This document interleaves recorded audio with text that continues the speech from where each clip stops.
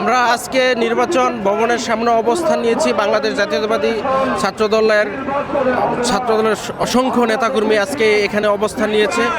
এখানে অবস্থান নেওয়ার কারণ হচ্ছে নির্বাচন কমিশনের যে ব্যালট নিয়ে যে তাদের পক্ষপাতদুষ্ট আচরণ এবং নিরপেক্ষ যে অবস্থান নির্বাচন কমিশন করতেছে না, সেটা নিয়ে একটা সংশয় সৃষ্টি হয়েছে।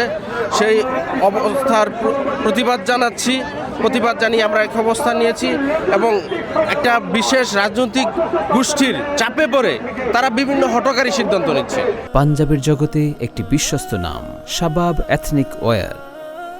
এতে করে তাদের যে নিরপেক্ষতা অবস্থান, সেটা অবস্থানটা খুবই সংশয় সৃষ্টি করেছে এবং তাদের যে পেশাদারিত্ব, সেই পেশাদারিত্বকে আমরা দেখতেছি যে বিভিন্ন চাপের মুখে তারা পেশাদারিত্বের যে অবস্থান সেটা করতে পারতেছে না। এবং সর্বশেষ শাহজালাল বিজ্ঞান ও প্রযুক্তি বিশ্ববিদ্যালয়ের যে নির্বাচন, সাকসু নির্বাচন নিয়ে যা দেখতেছি অবস্থান তারা নিয়েছে নির্বাচন কমিশন, সেটা একটি গণতন্ত্র চর্চার জন্য একটি খুবই ব্যাঘাত সৃষ্টি করেছে।